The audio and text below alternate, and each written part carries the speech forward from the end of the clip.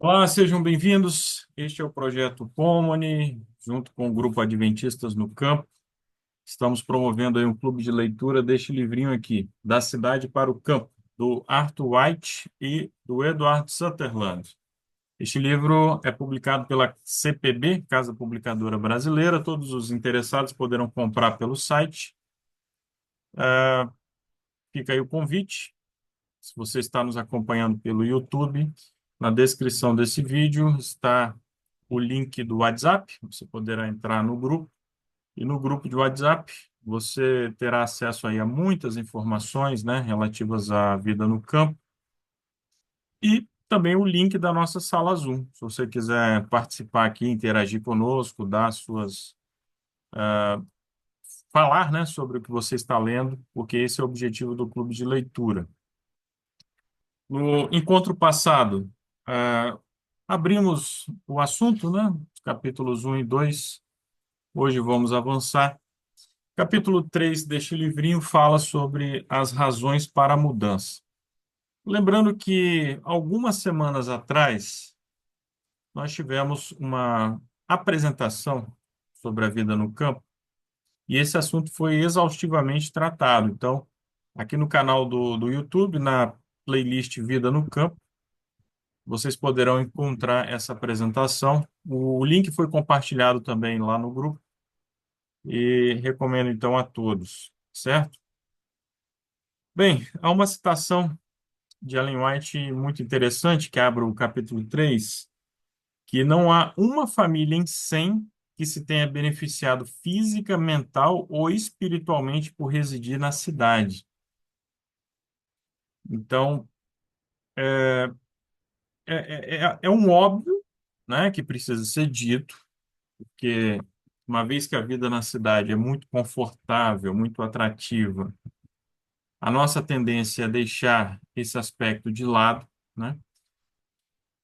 Mas isso é um fato. Os benefícios da vida na cidade são largamente sufocados, vamos dizer assim, pelos malefícios, né? E especialmente os malefícios à vida espiritual. Na cidade, nós nos acomodamos muito facilmente, né? Porque realmente as dificuldades são grandes para o evangelismo, para uma vida espiritual realmente ativa, e acabamos por nos acomodar, a verdade é essa. As tentações são muitas, né? Ellen White fala, dos feriados abundantes, das festas. Os atrativos do mundo se concentram nas cidades. Então, é um desafio muito grande criar filhos num ambiente urbano, né? Mesmo os adultos, mesmo aqueles mais velhos, enfrentam tentações nas cidades. Então, o ambiente para a família, um ambiente ideal para a família é o campo, em contato com a natureza, aprendendo ali lições de simplicidade em meio à natureza. E gostaria de comentar sobre esse ponto.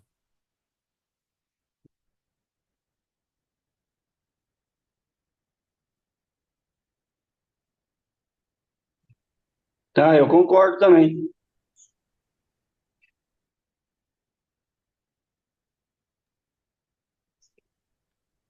É, eu concordo com o irmão acabou de falar.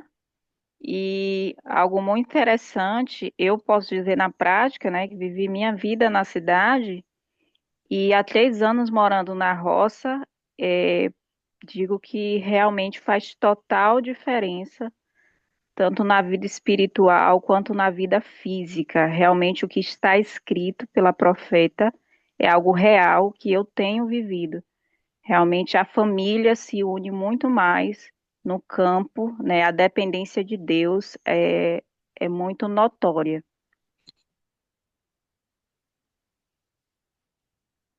Muito bem. No campo, percebe-se aí muitas oportunidades para espalhar a mensagem. Muito se fala sobre evangelismo urbano, mas a verdade é que existem muitas regiões rurais com uma fraca penetração ali do evangelho, né? E há muitas oportunidades, né, de evangelismo, no campo, certo? Sem falar, né, que a orientação é que vivamos no campo e, a partir do campo, então, visitando as cidades, então as cidades devem ser advertidas, certo? Nas cidades acaba ocorrendo uma tendência à colonização, né, que é um ponto aí que é tratado mais para o fim do capítulo.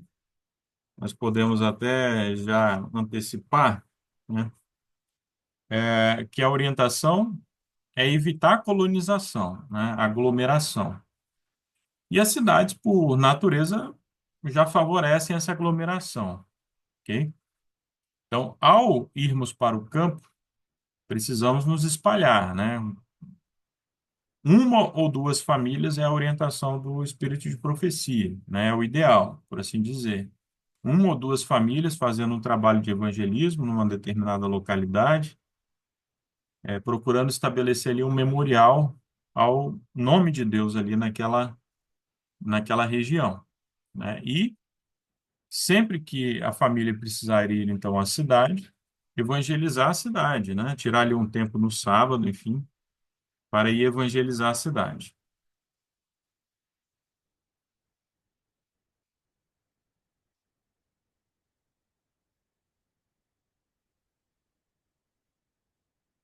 Sobre os elementos de autodestruição. As cidades contêm elementos de autodestruição. Quem entendeu isso daí?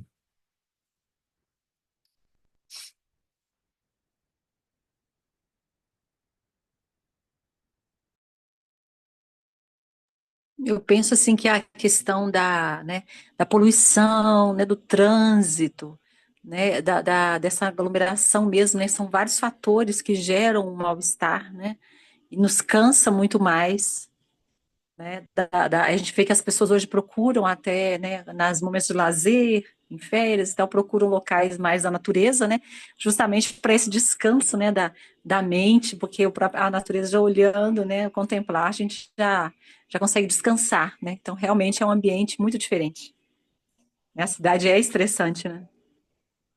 É.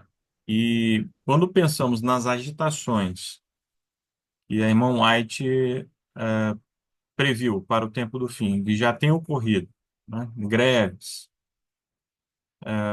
guerras, agitações, conflitos, enfim, isso tudo se concentra nas cidades.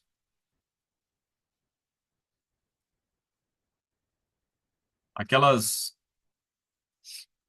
aquelas imagens de cidades devastadas lá no conflito na Ucrânia, né, em outras regiões.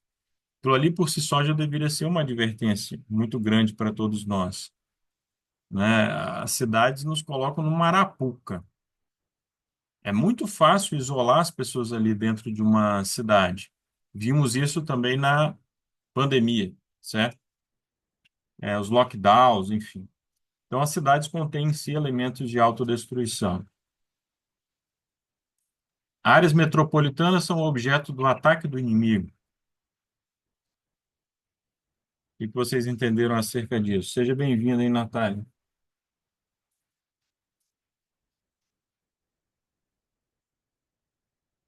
É um desdobramento do tópico anterior, né?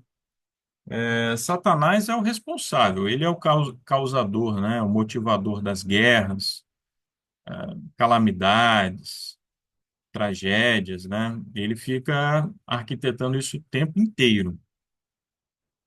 E, naturalmente, né, como o inimigo só vem para roubar, matar e destruir, ele sabe que ele tem um potencial de destruição muito maior nas cidades, porque as pessoas estão aglomeradas nas cidades.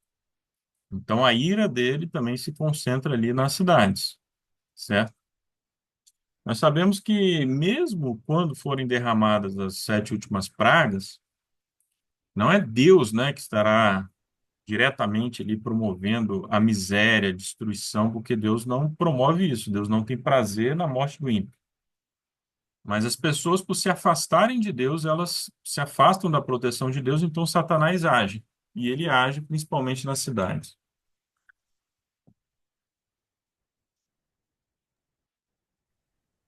O tópico é o seguinte, Uma das coisas, pode comentar? pode, à vontade. Sim, uma das questões desse tópico também, a gente pode, assim, é, tem aquela passagem que Ellen White fala, né, sobre a ociosidade, principalmente das crianças, em não ter ambientes adequados para seu lazer, acabam, indo para a rua, né? Hoje a gente tem uma questão que as crianças acabam ficando muito presas em casa, né? Até pelo problema da violência. E isso tem gerado outros transtornos, né? Transtornos de desenvolvimento, transtornos na questão mental mesmo.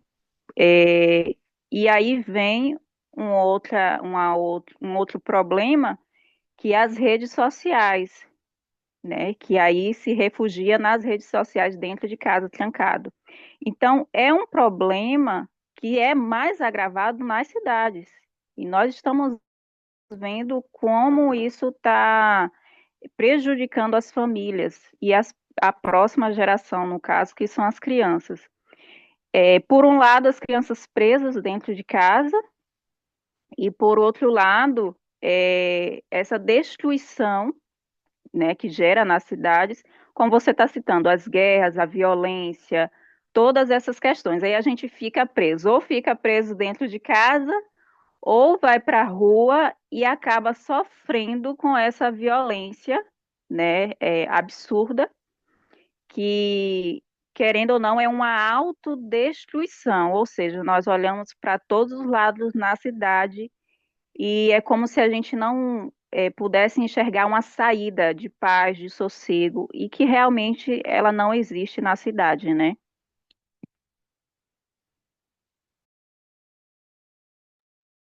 Exatamente.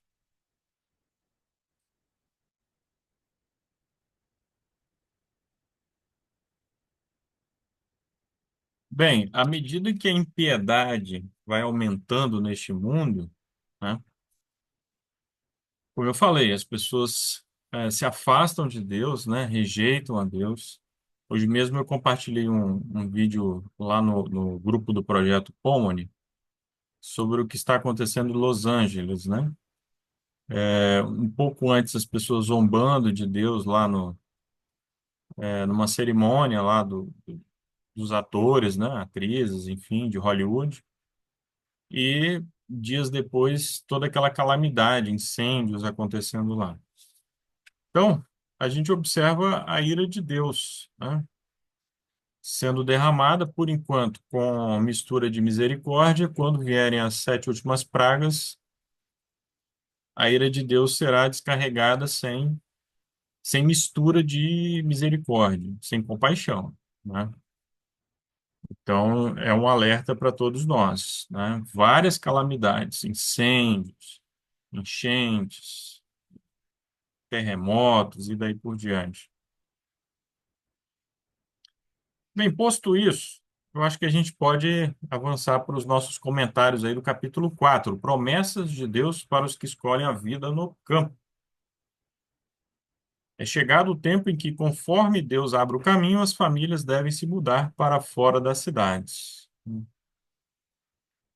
Existe essa citação de Ellen White, né, sobre Deus abrindo o caminho, mas também as citações dela falando sobre o nosso papel de algum modo, abrir o caminho, de algum modo, avançarmos pela fé e irmos para o campo, né, e não apenas ficarmos assim passivamente aguardando, né, surgirem as melhores oportunidades.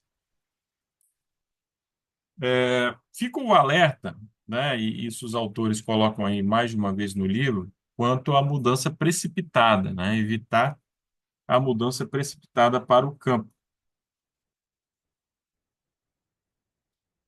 Mas precisamos nos organizar porque muito em breve, né, ocorrerão calamidades, né, como nunca aconteceram, irão acontecer sobre as cidades. Os primeiros passos, alguém gostaria de comentar o que achou aí de mais importante nesse tópico?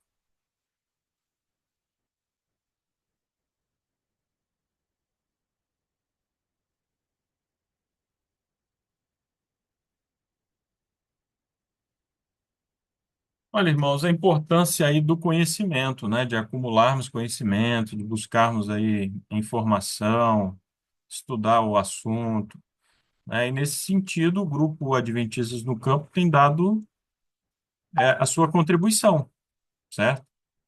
Porque temos ali experiências, temos materiais, PDFs, já tivemos lives aí com especialistas no assunto, ah, uma rede de profissionais, né, técnicos, enfim, ali à disposição.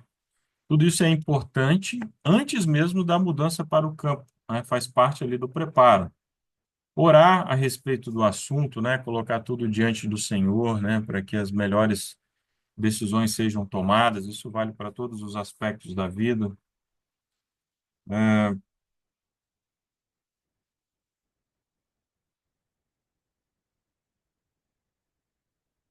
eles advertem, né, sobre não nos apressarmos, Rafael, né? Não nos apressarmos a comprar nenhuma propriedade, né? Isso aí é um risco também. Tem experiências assim que já foram relatadas no grupo, de pessoas que se arrependeram amargamente, que foram, por exemplo, olhar uma propriedade num período de seca, quando veio o período de chuvas, viu que tinha comprado um brejo, né? Então, não se precipite. Maciela, pode falar.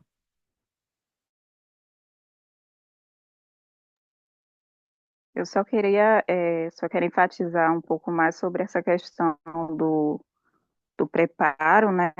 E como o grupo, realmente, você já citou, tem o principal intuito de ajudar os irmãos, porque realmente faz total diferença, né? Então, assim, nós buscarmos conhecimento sobre o que é a vida no campo. E o grupo oferece essa questão também de interagir com outras pessoas que já estão no campo, né? Porque muitas das coisas que nós vemos na teoria acaba se diferenciando na prática, porque tem diferenças de regiões, biomas, né? E tudo às vezes difere do que nós vemos na teoria, mas a teoria ela é fundamental, né? Nós devemos compreender, nos preparar, preparar a família.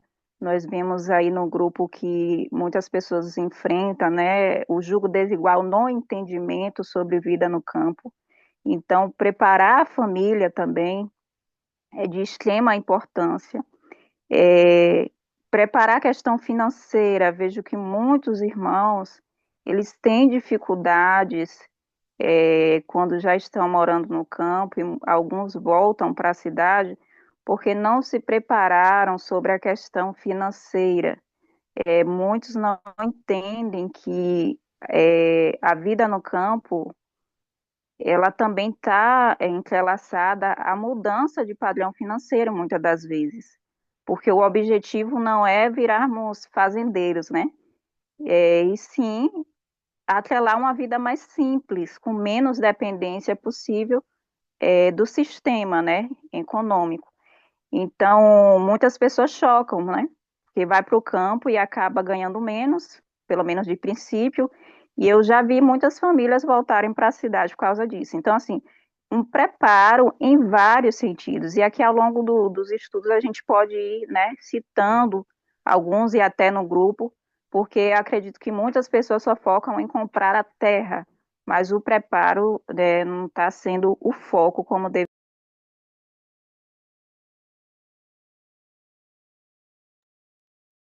Ok. Maciela, está aí, né? Finalizou, ok.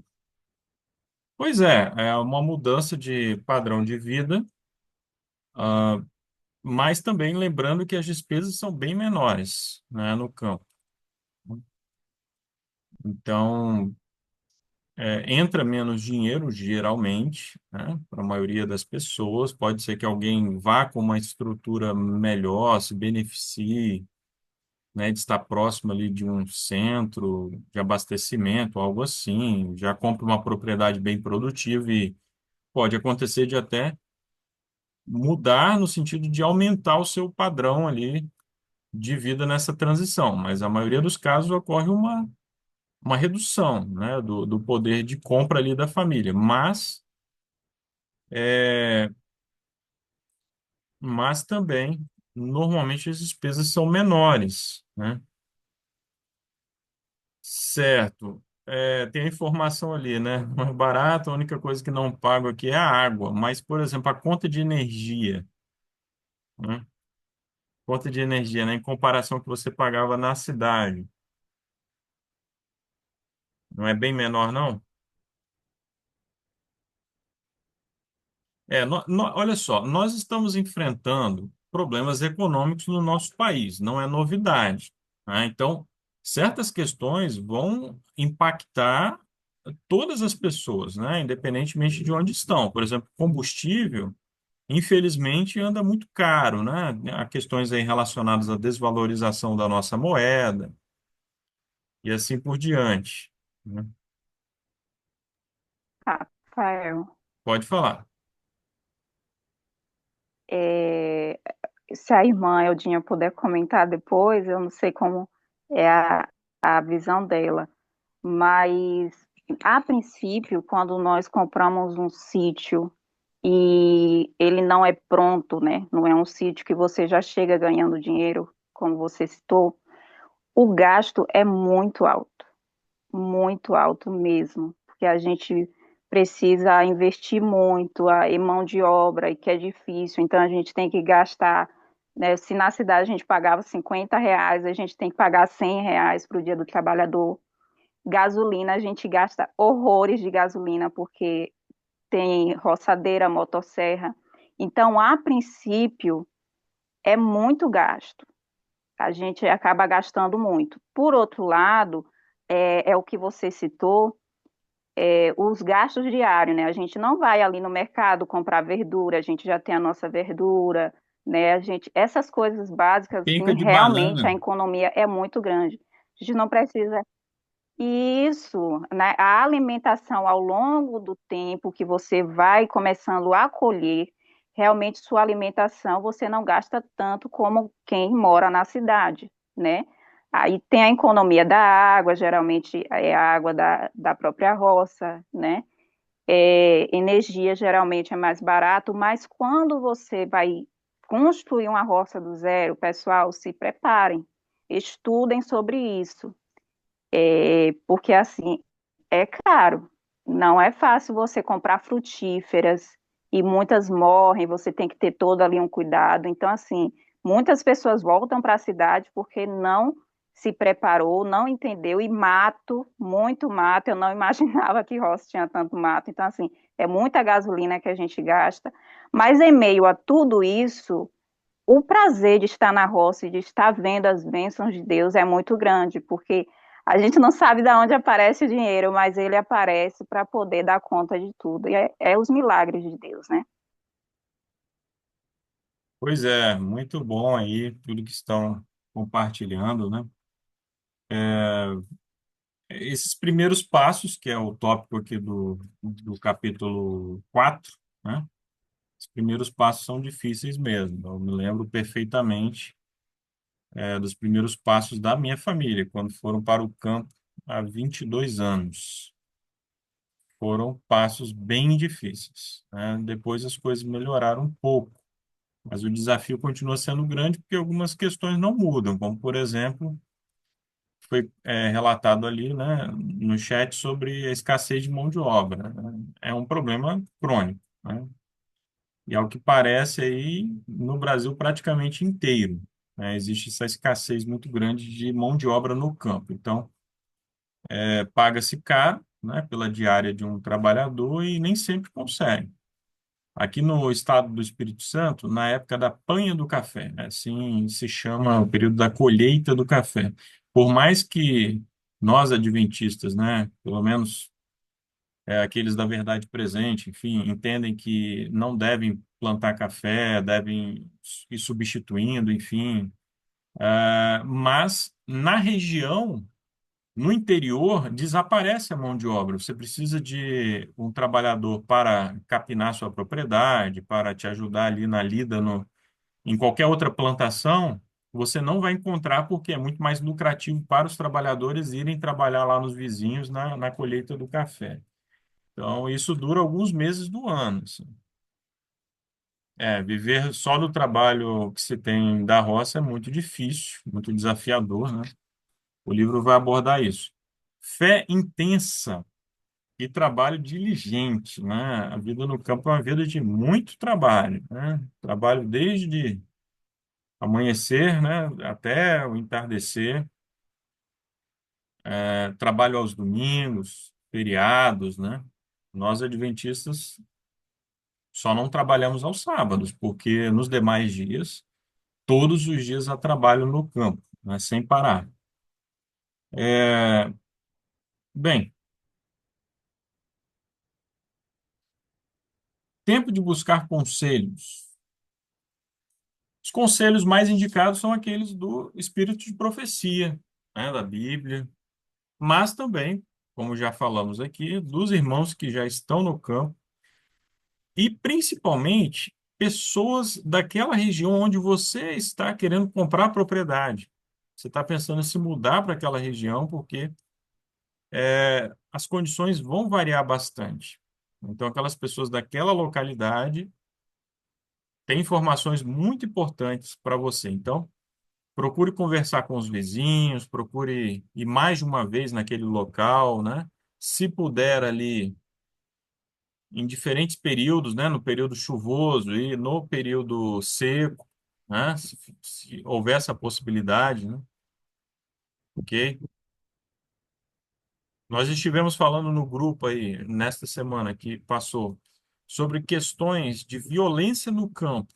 Embora o campo seja muito mais seguro do que a cidade, foram registrados 31 homicídios no ano de 2023 no campo, no Brasil, enquanto que o índice total de homicídios, né, no país foram de mais de 46 mil homicídios.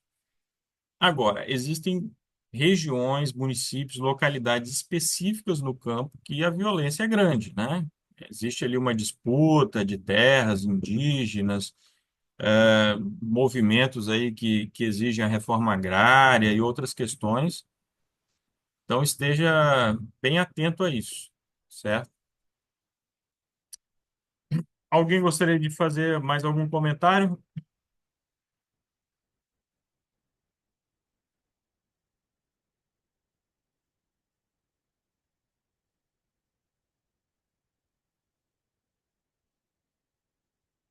Ó, enquanto... Rafael, eu Pode queria falar. dizer, em relação que eu li hoje, eu acho que está em outro capítulo, que ela fala lá aí no livro sobre ter uma rede de irmãos, né, de apoio.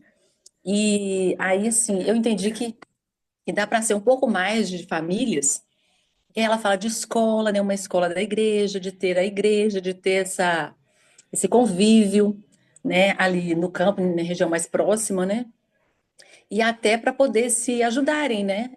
Aí, por exemplo, de um emprestar, quando o outro está começando, emprestar utensílios, né, para poder plantar. Então, eu achei isso interessante, com aquele cuidado, claro, de não ser um número grande de pessoas, adventistas, né, para não formar a colônia, mas ter um número pequeno de irmãos que morem próximos para se ajudarem e para, inclusive, proverem uma educação mais familiar, mas que tenha ali, né, uma proximidade de para adorar e para também se ajudar, né, as famílias. Eu acho que está no outro capítulo ali para frente que eu li hoje.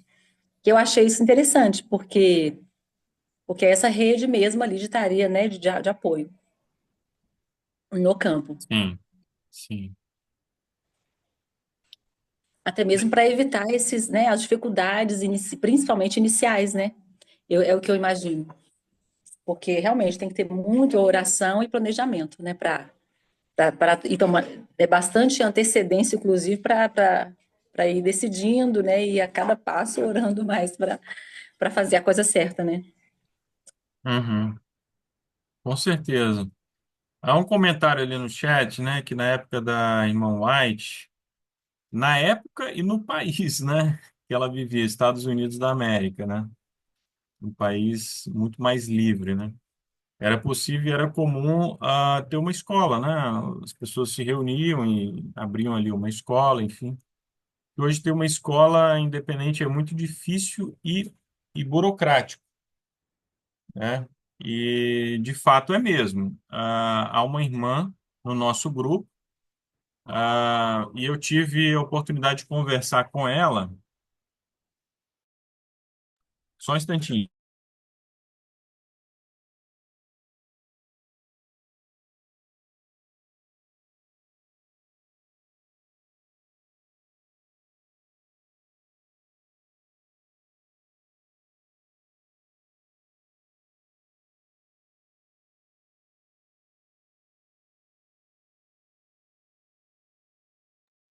Bem, houve uma intercorrência aqui, mas o que acontece? Eu estava conversando com a irmã que ela estava com essa intenção, né? Eu creio que ainda esteja com essa intenção de abrir uma escola, né, para os filhos dela, de irmãos próximos. E eu estava falando justamente isso da imensa burocracia, da dificuldade que existe. São anos, muitas vezes, né, de espera até que essa escola seja regularizada. Então, é preciso levar isso em consideração. Agora, se for uma instituição assim de preparo missionário, né? Se por escola alguém estiver com essa ideia em mente de um centro de preparo missionário para pessoas adultas, né? A partir dos 18 anos, aí é diferente, aí é outra história. Mas se a pessoa tem a ideia de organizar uma escola propriamente dita ali para crianças e adolescentes, é realmente muito complicado. Eu não sei, inclusive, se existe. Alguém sabe aí, poderia mencionar no chat, se existe alguma escola assim. Rafael, Aqui no Brasil, uma escola assim do campo é, com a filosofia adventista, que não esteja ligada à instituição, assim, uma iniciativa independente. Alguém sabe se existe alguma? então, tem aqui que começou em 2024, eu estou na região metropolitana de Belo Horizonte, né? Então, a Serra do Cipó tem um lifestyle aqui, né? Centro de Vida Uhum. Saudável do Ministério de Apoio aqui na Serra do Cipó, e eles começaram em 2024. Eu tive contato lá na Campal, lá em Sumaré, ano passado, com os irmãos de lá, e eles estavam começando. Aí ela falou que era a primeira no Brasil que tinha autorização do MEC para começar, e aí começou o ano passado e continua esse ano, né? Assim, com os princípios da verdadeira educação. Parece que os alunos ficavam 2 semanas lá e 2 semanas em casa com os pais. Daí, de Pedagogia novo, da 2 semanas lá, alternância se chama. isso, alternância, isso. E assim, e lá com a agricultura, né? O estudo assim né, da natureza e essa, né, da verdadeira educação. E né, as outras 2 semanas em casa com os pais para né, também continuar aprendendo. E lá na prática. E eu tive contato também no segundo semestre com uma irmã, me esqueci o nome agora, que em Capitólio estava começando, ela falou que a autorização ia sair para começar esse ano, lá em Capitólio, de uma outra escola semelhante, menor, né? Que está em construção, ela até me mandou foto, lá em Capitólio, lá perto do IAG. E a da Serra do Interessante. Cipó, eu estive lá pessoalmente em abril, lá da Serra do Cipó, conhecendo um pouquinho lá e tal. E então são essas duas que eu sei. Eu não sei em outros lugares, né, se já tem. Mas a lá da CSPO parece que foi a primeira que teve autorização do MEC. E a da de Capitólio, acho que seria a segunda. Pelo menos até onde eu conheço. Eu Muito achei bem. muito interessante, muito legal mesmo. Porque, assim, é uma forma de. A dificuldade é só assim, né? Para conseguir deixar o filho lá, né? E ter essa logística, né? Para poder 2 semanas em casa, 2 semanas lá. Mas é muito interessante. Muito legal Uhum. mesmo. Pouquíssimos alunos, muito legal. Que bom, isso é interessante sim, né? E a partir dessas primeiras experiências, outras pessoas poderão se inspirar aí para outras áreas do Brasil, né? Sim, Para replicar aí essas iniciativas aí. Certo, irmãos? O nosso tempo está terminando. Temos pouco mais aí de um minuto. Alguém teria aí mais alguma observação a fazer sobre esses capítulos, principalmente, né? Esses assuntos aí que nós tratamos?